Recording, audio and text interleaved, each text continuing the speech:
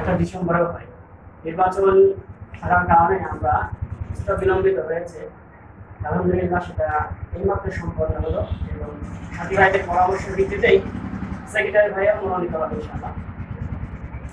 আসলে এই শাখাটা আমিও একদিন দায়িত্বশীল ছিলাম, যার কারণে এই শাখার প্রতি আপনাদের প্রতি আমার আলাদা একটি ভালোবাসা দরদ সবসময় আছে।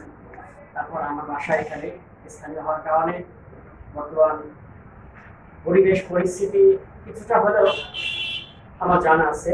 তারপর বৃহত্তর আন্দোলন বাংলাদেশ জামাত ইসলামীর সঙ্গে জড়িত থাকার কারণে এবং যুব বিভাগে দায়িত্ব পালন করছি। আপনারা যে এখান থেকে বিদায় নেন তারপরে আমাদের সঙ্গে কার্যক্রম শুরু হয় ইনশাআল্লাহ। অতীতে আমরা দেখতে পেয়েছিলাম যে এই বিভাগটি না থাকার কারণে বৃহত্তর আন্দোলন বাংলাদেশ জামাত ইসলামীর সঙ্গে আমাদের যে একটি বয়সের গ্যাপ, মতের যে অমিলের একটা ব্যাপার, যার কারণে অসংখ্য ভাই আমাদের মাঝ থেকে মানে ছাত্র আন্দোলন করার পরেও দেখেছি আমাদের থানা সভাপতি ইভেন জেলা সভাপতি পর্যায়েও আর সংগঠনের সাথে জড়িত হতে পারে নাই। আর সংগঠনের সাথে জড়িত না থাকার কারণেই আমরা আমাদের যে ইমানের জজবা ছিল, আমাদের যে তাকওয়া আল্লাহ তাআলার প্রতি, এগুলো থেকে আমরা বিচ্ছিন্ন হতাম।